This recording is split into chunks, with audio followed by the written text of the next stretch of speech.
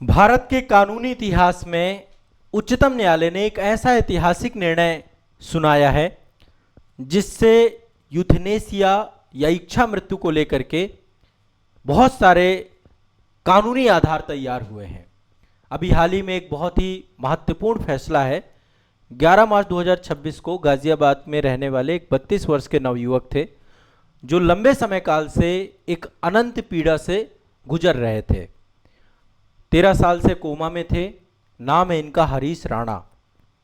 2013 में ये अपने पीजी से गिर गए थे और जिसके कारण से इनके सर में बहुत गंभीर चोट आ गई थी और लगभग 100% जो है कोमा में थे, परमानेंट वेजिटेटिव स्टेट में जा चुके थे, जिसके कारण से लगातार बिस्तर में थे।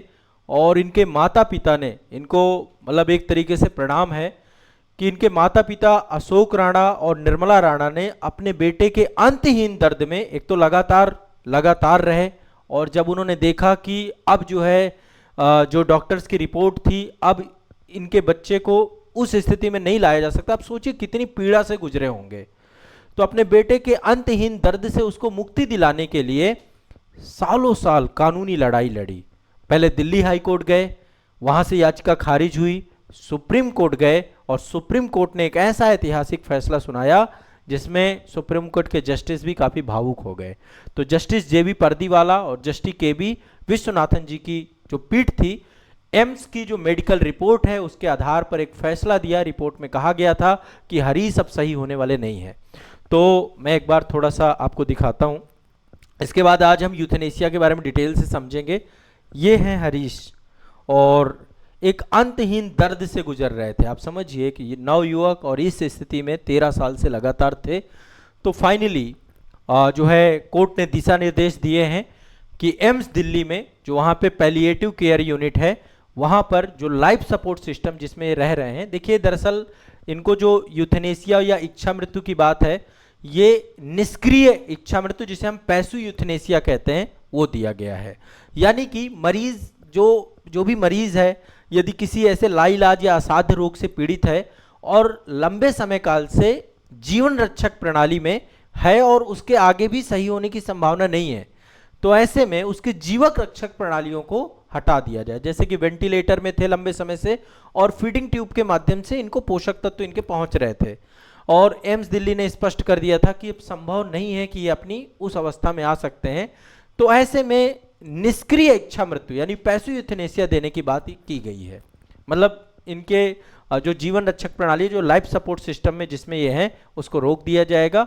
और 2018 में इसको लेकर के एक केस भी है, मैं उस पर भी बात करूंगा, लेकिन मैं चाहता हूं कि मैं यूथेनेसिया जैसे मुद्दे पे बहुत विस्तार से आपसे बात करूं और ये पूरा का पूरा इथिक्स से जुड़ा हुआ मामला भी है, इथिकल मैटर भी है। तो आप लोग एक बार सारी चीजों को विस्तार से समझिए, ठीक है। देखिए सुप्रीम कोर्ट ने यह निर्णय दिया और ये लंबे समय काल से चला आ रहा था पूरा मामला। सबसे पहले हम बात करते हैं यूथेनेसिया के बारे में। यूथेनेसिया एक्चुअली है क्या, इसको लेकर के क्या संकल्पना है। तो यूथेनेसिया का मतलब है जो लोग असाध्य रोग से पीड़ित व्यक्ति हैं और अत्यधिक पीड़ा से लगातार गुजर रहे हैं उनको मुक्ति दिलाने के लिए जानबूझकर मृत्यु को संभव बना दिया जाए, इसको यूथेनेसिया कहते हैं या इच्छा मृत्यु की बात कहते हैं, ठीक है। असाध्य रोग से पीड़ित व्यक्ति को अत्यधिक पीड़ा से मुक्ति दिलाने के लिए जानबूझकर मृत्यु को संभव बनाना यूथेनेसिया है। मैं और आसान करता हूं, इसको मर्सी किलिंग कह सकते हैं, दया मृत्यु भी कहा जा सकता है। अब ये दो प्रकार की होती है, एक तो एक्टिव यूथेनेसिया होती है और दूसरी आपकी होती है एक्टिव यूथेनेसिया और दूसरी आपकी पैसिव यूथेनेसिया। एक्टिव यूथेनेसिया जो होती है, एक बार मैं इमेजेस दिखाता हूं। आमतौर पे जो एक्टिव यूथेनेसिया होती है जब किसी व्यक्ति की मृत्यु प्रत्यक्ष रूप से कोई दवा दे दी जाए, कोई इंजेक्शन दे दिया जाए, है ना, इस तरीके से उसकी मृत्यु यदि करवाई जाए तो उसे एक्टिव यूथेनेसिया कहते हैं, ठीक है। डॉक्टर या अन्य व्यक्ति सीधे हस्तक्षेप करके मृत्यु करता है इसमें, ठीक है। घातक इंजेक्शन दिए जाते हैं, ठीक है, लीथल इंजेक्शन आपके होते हैं, दवा दे दी जाती है तो मृत्यु का कारण सीधा मानवीय कार्य होता है। भारत में इसे लीगल नहीं किया गया, इसके आधार पे ये यूथेनेसिया नहीं दिया जा रहा। जैसे कई बार क्या होता है जिनको असाध्य कैंसर रोग होते हैं, तो यहाँ नहीं, भारत से बाहर ये स्थिति है। भारत में पूरी तरीके से इलीगल है, अवैध है। एक्टिव यूथेनेसिया भारत में नहीं है। आईपीसी के तहत हत्या मानी जाएगी या आत्महत्या, ये सब चीजें मानी जाती हैं, मतलब ये पूरी तरीके से एक मर्डर है। अब बात करते हैं पैसिव यूथेनेसिया। ये तो देखिए इंजेक्शन देना, ये सारी चीजें, ये सारा कुछ आपका एक्टिव यूथेनेसिया में आता है। पैसिव यूथेनेसिया जो आपका है, किसी भी असाध्य रोगी को जीवन रक्षक उपचार, जो लाइफ सपोर्ट सिस्टम में रखा गया है, वेंटिलेटर में रखा गया है, फीडिंग ट्यूब लगा के रखा गया है उसका, है ना, तो उनको सबको रोक दिया जाता है, हटा दिया जाता है, जिससे उसकी मृत्यु प्राकृतिक रूप से होती है। उसमें मानवीय बस एक ही लाइफ सपोर्ट सिस्टम नहीं है। इसे पैसिव यूथेनेसिया कहते हैं। प्रत्यक्ष रूप से मृत्यु नहीं कराई जाती है, केवल कृत्रिम उपचार बंद कर दिए जाते हैं ताकि मृत्यु स्वाभाविक रूप से हो जाए, प्राकृतिक रूप से हो जाए। तो वेंटिलेटर, लाइफ सपोर्ट मशीन हटा देना, कृत्रिम भोजन और दवा को बंद कर देना, भारत में ये वैध है, लीगल है। सुप्रीम कोर्ट ने अरोड़ा सागवान वर्सेस यूनियन ऑफ इंडिया एक केस आया था 2011 में, common cause versus union of India 2018 में एक केस आया था, इसे सीमित परिस्थितियों में देने की अनुमति की थी। तो एक्टिव बनाम पैसिव यूथेनेसिया, दोनों में मैंने अंतर बता दिया। एक्टिव सीधे मृत्यु करवाया जाता है, मानवीय जो है उसमें होता है। पैसिव यूथेनेसिया में उपचार प्रकृति को हटा दिया जाता है। तो पहले तो ये समझ में आ रहा है। अब थोड़ा सा मैं इसको एक प्रोस्पेक्टिव से दिखा रहा हूं, बता रहा हूं आप लोगों को कि जो भी यूथेनेसिया है, ठीक है, ये कितना मोरल है। यदि देखो इसके समर्थन की बात कहें, अभी हरीश राणा जी को पहली बार दिया, ऐतिहासिक है, हिस्टोरिकल है, यदि तो इसको इस पे बहुत बड़ी एक मोरल, इथिकल या सोशल डिस्कशन किया जा सकता है। तो दोनों चीजें हैं, पक्ष भी है विपक्ष भी है। यदि मैं इसके पक्ष की बात करूं तो आप समझिए एक मरीज है जो असहनीय और अंतहीन पीड़ा से जी रहा है, डेली वो मर रहा है, पल पल मर रहा है ना, वो बहुत तकलीफ में है और वो कभी सही भी नहीं होगा, ये भी स्थिति, यानी ऐसे ही उसको जीवन में कभी ना कभी उसको मृत्यु आ जाएगी। तो असहनीय पीड़ा से मुक्ति के लिए आप कह सकते हैं कि पैसिव यूथेनेसिया दिया जा सकता है, एक्टिव तो नहीं। दूसरा, व्यक्ति की स्वायत्तता भी है, मेरा जीवन है, मैं किस तरीके से उसे रखना चाहता हूं, खत्म करना चाहता हूं, और एक सम्मानजनक मृत्यु, डिग्निफाइड डेथ के तौर पे इसको देख सकते हैं। विरोध में यदि आप इसके कहना चाहें तो विरोध में एक तो हो सकता है कि जीवन की पवित्रता का सिद्धांत, यानी राज्य या कोई भी व्यक्ति किसी व्यक्ति को जीवन नहीं देता है, जीवन एक तरीके से प्रकृति की देन है, नेचर की देन है। तो यदि आप जीवित नहीं किसी को कर सकते तो आप किसी को मार भी नहीं सकते।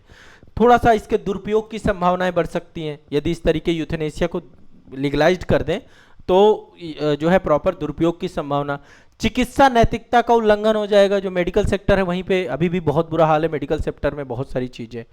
तो इसको लेकर के थोड़ा सा मैं चाह रहा हूं कि एक केस है और बहुत इंपॉर्टेंट केस है, उससे पहले एक दो केस, मतलब आप समझिए, एक केस आपका आया था अरोड़ा सागवान versus union of India case 2011 में। अरोड़ा सागवान का बहुत चर्चा में था। मुंबई में एक अस्पताल है केईएम हॉस्पिटल, वहां की एक नर्स थी जिसका नाम था अरोड़ा सागवान। 1973 में उन पे एक यौन हमला हुआ जिसके कारण से स्थायी वेजिटेटिव अवस्था, जिसमें हरीश राणा है अभी वर्तमान में, उसमें वो पहुंच गई, कोमा में पहुंच गए और 42 साल तक इसी स्थिति में रही। ठीक है, तो एक पत्रकार थी जिनका नाम था पिंकी वीरानी, शायद मैं नाम सही ले रहा हूं, उनकी ओर से एक यूथेनेसिया की पिटीशन दायर की गई थी, इच्छा मृत्यु की पिटीशन दायर की गई थी और सुप्रीम कोर्ट में ये याचिका लगाई गई। सुप्रीम कोर्ट ने एक्टिव यूथेनेसिया, सक्रिय इच्छा मृत्यु को अवैध बताया था, तो एक्टिव यूथेनेसिया नहीं दिया जा सकता। लेकिन पहली बार निष्क्रिय मृत्यु, जिसको हम पैसिव यूथेनेसिया कहते हैं, कुछ शर्तों के आधार पर अनुमति देने की बात कही थी। ठीक है, तो अल्टीमेट जब भी ये लाइफ सपोर्ट सिस्टम और इस तरीके की चीज़ें हटाई हैं जाती हैं, इसके लिए प्रॉपर गाइडलाइन होती हैं। जीवन रक्षक उपचार हटाने का निर्णय हाई कोर्ट देता है एक्चुअल में, और पूरा डॉक्टरों का एक मेडिकल बोर्ड वो जांच करता है, और इसके लिए एम्स में जगह, जैसे कि मैंने बताया, तय की गई सारी चीज़ें हैं। तो अरोड़ा सागवान जब केस आया था तो पहली बार पैसिव यूथेनेसिया को न्यायिक मान्यता मिली थी, और यह निर्णय इच्छा मृत्यु को आगे होने वाले संवैधानिक विमर्श का आधार बना था।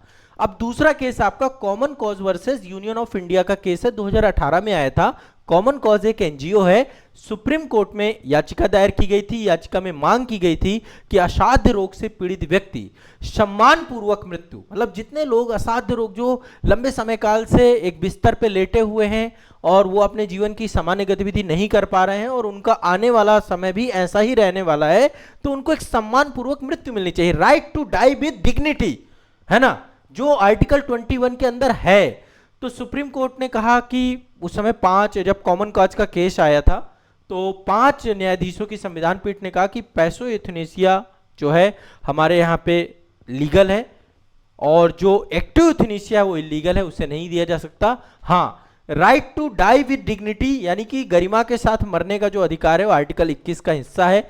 लिविंग विल की बात की गई थी, लिविंग विल को कानूनी मान्यता प्रदान की गई थी। लिविंग विल का मतलब यह है कि व्यक्ति पहले से लिखित निर्देश दे सकता है कि गंभीर बीमारी की स्थिति में उसे जीवन रक्षक उपकरणों में कृत्रिम रूप से जीवित ना रखा जा सके। आप पहले ही अपनी एक कंसेंट दे सकते हैं लिविंग विल के अंतर्गत। और इससे ये जो पूरा का पूरा कॉमन कॉज का केस था वो बहुत बड़ा आधार बना हरीश राणा के केस में। व्यक्ति की स्वायत्तता और मानवीय गरिमा संवैधानिक संरक्षण मिला। इसमें इच्छा मृत्यु संबंधी कानून की जो व्यवस्था है वो बहुत स्पष्ट हुई इंडिया में। ठीक है, तो ये एक बहुत लैंडमार्क केस है और पहली बार भारत में किसी को यूथेनेसिया के माध्यम से जो है इच्छा मृत्यु को संभव बनाया जा रहा है। और निश्चित तौर पे माता पिता की तकलीफ तो बहुत होती है, माता पिता किस स्थिति से गुजर रहे होंगे उसका हम अनुमान ही नहीं लगा सकते हैं। अब यहाँ पर मैं थोड़ा सा 2-3 बातें और आपके साथ करना चाहता हूँ। हरीश राणा के मामले में मैंने आपको चीज़ें स्पष्ट भी कर दी सारी की सारी, और इस मामले का इम्पोर्टेंस भी ये है कि पहली बार सुप्रीम कोर्ट ने सीधे तौर पे लाइफ सपोर्ट हटाने का आदेश दिया है। 2018 में केवल नियम तय किए गए थे, लेकिन जमीनी स्तर पर इसे लागू नहीं किया गया था क्योंकि बहुत सारे लीगल एंगल थे इसमें। तो इस फैसले को भविष्य में ऐसे बहुत सारे मामले आने वाले हैं, उसके लिए इन्होंने आसान कर दिया है। और एक चीज़ और समझिएगा, जो मैं बार बार बात कर रहा हूँ कि लिविंग बिल का मतलब यह है, जैसे मैं स्वस्थ व्यक्ति हूँ, आप भी स्वस्थ व्यक्ति हैं, पहले ही हम हम जो है एडवांस मेडिकल डायरेक्टिव या कोई एक कानूनी दस्तावेज में ये लिख सकते हैं या ये स्पष्ट कर सकते हैं कि भविष्य में यदि मैं कभी ऐसी स्थिति में पहुंच जाऊं जहां पर मुझे लाइफ सपोर्ट सिस्टम के माध्यम से ही जीवित रखा जा रहा है, तो मैं खुद फैसला अभी ले सकता हूं कि जब कभी मैं ऐसी स्थिति में चला जाऊं जहां कोमा की स्थिति है, वो स्थितियां हैं, तो ऐसी स्थितियों में मैं जो है पूरी तरीके से जो है उस समय मुझे इच्छा मृत्यु दी जाए, यूथेनेसिया दी जाए, लाइफ सपोर्ट सिस्टम हटा दिया जाए। ये लिविंग विल का कॉन्सेप्ट है, इसको आपको दिमाग में बैठना चाहिए। इसके लिए सेफगार्ड, जैसे हरीश राणा के केस में कोई लिविंग विल तो नहीं था, उन्होंने कुछ ऐसा लिखा नहीं था, प्रक्रिया बहुत सख्त रहती है, तो प्रॉपर एक मेडिकल बोर्ड अभी बनेगा। लिविंग विल यदि पहले से है तो कोई दिक्कत नहीं होती, यहाँ पे लिविंग विल नहीं था तो मेडिकल बोर्ड बनेगा। अस्पताल के कम से कम 3 विशेषज्ञ और मेडिकल बोर्ड बनाना होगा। न्यायिक समीक्षा हाई कोर्ट या सुप्रीम कोर्ट में मामले की गंभीरता की जांच करेंगे। हरीश राणा केस में एम्स के डॉक्टरों की रिपोर्ट की पुष्टि और ये सब आधार बनकर के कोर्ट ने अंतिम निर्णय दिया है। एम्स में ही प्रक्रिया पूरी ये हो जाएगी। ठीक है, तो ये पूरा का पूरा मामला है। कॉमन कॉज के केस ने गरिमा के साथ मृत्यु को एक मौलिक अधिकार बना दिया और वहीं से आपका जो है पैसिव यूथेनेसिया जो है इंडिया में लीगल हो चुका है। ये आप सभी को समझ लेना है, ये बहुत स्पष्ट है, मैंने बहुत आसानी से बता दिया है। ये एक तरीके समझिए जो कोर्ट ने गाइडलाइन दी है 2023, मतलब एक तरीके से और सरल बन गया। एक मेडिकल बोर्ड, कंसेंट होना चाहिए, लिविंग बिल होना चाहिए, उसके परिवार के लोगों का कंसेंट होना चाहिए और सक्रिय इच्छा मृत्यु भारत में नहीं हो सकती है। एक्टिव यूथेनेसिया पूरी तरीके से अभी तक अपराध है, ये भारत में नहीं है। तो उम्मीद है कि आप लोग ये बहुत महत्वपूर्ण टॉपिक समझ गए होंगे और जो है हरीश राणा जो है एक अंतहीन दर्द से इच्छा मृत्यु के माध्यम से अब उनका जीवन समाप्त हो जाएगा, लेकिन उनके माता पिता का जीवन का दुख शायद ही समाप्त हो पाए। बस हम जो है कामना करते हैं कि वो अपने बेटे की जो ये स्थिति है, जिस स्थिति तक वो बच्चा पहुंचा और जिस तरीके से उसने तकलीफें देखी, माता पिता का एक जो प्रयास रहा कि अब उसको इस तकलीफ और इस दर्द से उसे आगे बढ़ाना। अब सोचिए कोई माता पिता जो है किस तरीके से, मतलब उन्होंने सपोर्ट किया हर मोमेंट में, 13 साल तक लगातार अस्पताल, डॉक्टर और बच्चे को लगातार, समझिए जीवन पूरा खत्म हो जाता है ऐसे में। और जो इसकी सराहना हमारे सुप्रीम कोर्ट के जस्टिस ने भी की कि जो जस्टिस पर्दीवाला थे बहुत भावुक हो गए और हरीश की देखभाल के लिए उनके माता पिता के समर्पण का उन्होंने सराहना भी की और जिस तरीके से उन्होंने कानूनी लड़ाई लड़ी। तो हमारे यहाँ जो न्यायपालिका है निश्चित तौर पे समय के साथ साथ जो है इस तरीके के जो मुद्दे हैं वो बहुत परिभाषित और स्पष्ट होते चले जा रहे हैं। ठीक है, तो ये पूरा का पूरा मामला था। पूरी उम्मीद थी मेरी कि यूथेनेसिया वाला विषय वस्तु आपको समझ में आया। मैंने इसका मोरल लैंग्वेज एंगल भी बताया कि एक्चुअल में क्यों जरूरी है, पक्ष विपक्ष दोनों हमने डिस्कस किए, पैसिव और एक्टिव यूथेनेसिया बताई और इस केस के बारे में भी हमने डिस्कशन किया है। ठीक है, तो ये पूरा का पूरा मामला आप सभी को समझना होगा। ठीक है, चलिए।